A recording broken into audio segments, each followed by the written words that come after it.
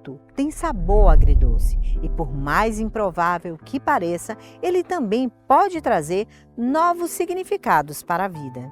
Minha avó foi em 2017, foi no segundo ano, na segunda prova da faculdade. Foi muito difícil. O que ela representava para você?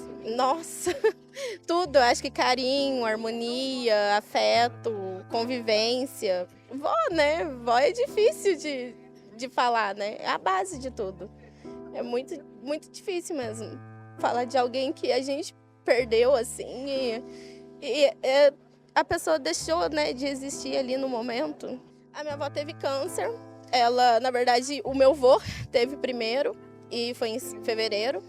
E chegou na metade do ano, mais ou menos, ela descobriu que estava com câncer, não avisou a família. Eu descobri o exame na cama, porque ela estava penteando o cabelo e os tuchos estavam caindo. E eu peguei o exame e falei, vó, o que é isso aqui? Aí ela falou, não é nada, filha, é uns exames normalzinhos, só que a gente é criança, mas nem tanto, né, 17 anos. E eu peguei a imagem, olhei e falei, vó, a senhora tá com câncer. Ela falou, não fala pra ninguém, não. É que já não tem mais jeito pra fazer. E aí, dia 19 de dezembro de 2017, ela faleceu. Eu acho que foi a fé, né, a confiança dela falar pra mim, olha, você tem que seguir em frente, porque você ainda tem uma vida pela frente. Você ainda vai ser mãe, você ainda vai casar, vai ter filhos, então é seguir. Eu tava ainda com a minha mãe, né, tenho minha mãe ainda, tenho meu pai, então é seguir em frente, ter fé mesmo, ter força. Eu acho que você vive uma jornada. Eu acho que superação da pessoa é muito fraco, porque se você falar a palavra superação, é uma coisa que pode ser deixada no passado, e você não deixa uma pessoa assim no passado. Você leva ela, você vai lembrar dela, você vai ter a vivência dela. Tudo que ela me ensinou, eu aplico na minha casa, até algumas coisas que eu falo, nossa, que idiotice, era bobeira. Mas hoje a gente entende, né? Tipo, minha avó era faxineira, então estudar, fazer uma faculdade com uma coisa que ela nunca teve oportunidade porque veio da roça, então ter essa oportunidade de fazer isso tudo é o que dá vivência, é viver mesmo.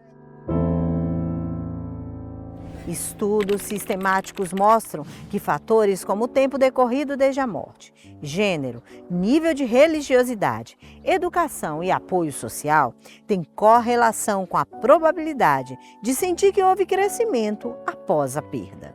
Bem, o luto é uma vivência humana, não é? Então, uma vez que a vida humana tem como sua última etapa a morte, é muito natural que nós todos passemos por algum tipo de luto.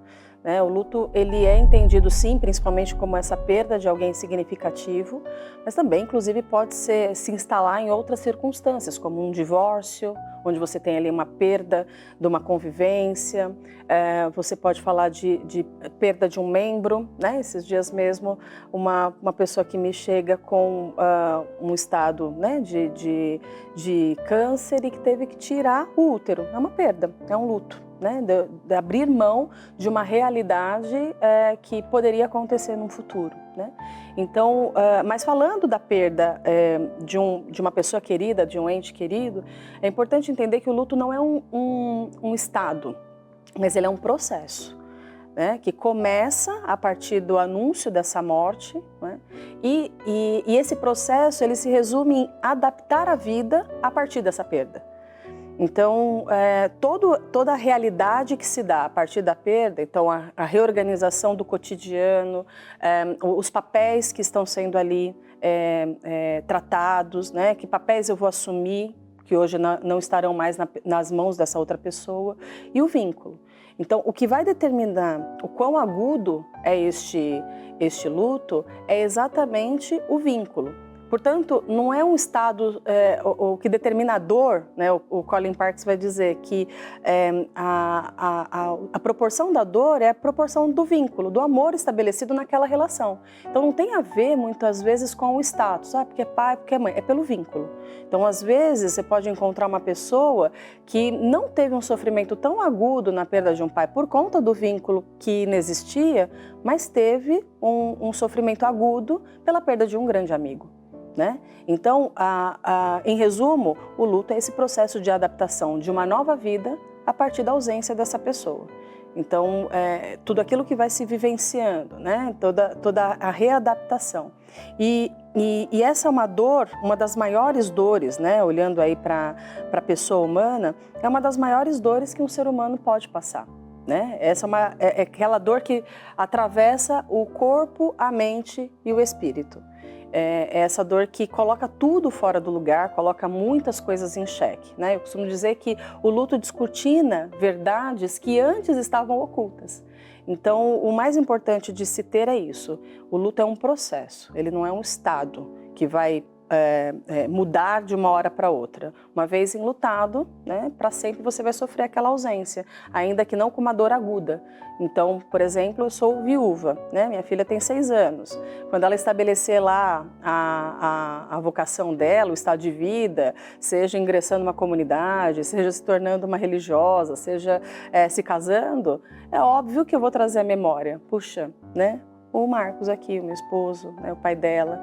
Então é uma realidade que você vive sempre pensando como é que foi bom quando estivemos neste momento, né, num momento similar a este, como é que seria bom se estivéssemos neste momento, né? Então é todo esse processo de adaptação que perpassa pelas coisas externas, mas principalmente acontece dentro da gente, né? No silêncio, muitas vezes, em que você está em meio a muitas pessoas, mas ele está acontecendo aqui dentro de você. Para além de um sobrevivente, o enlutado é um herói.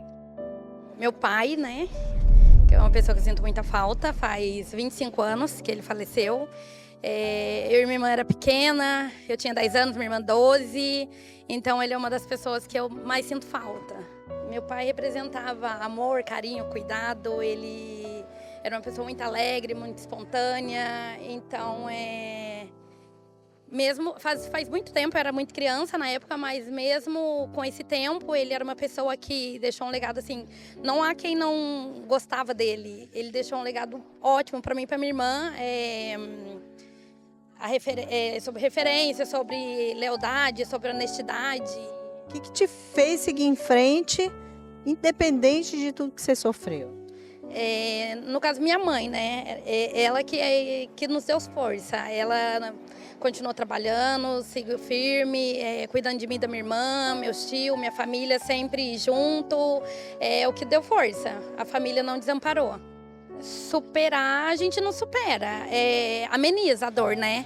Conforme vai passando os anos, o tempo, a gente sempre lembra da pessoa com um pouco menos de dor, mas com coisas boas. Lembranças boas do que tudo que passou, com muita oração, muita fé em Deus, a gente consegue amenizar. Superar, a gente não supera. São coisas que sempre vem uma lembrança, não tem como esquecer.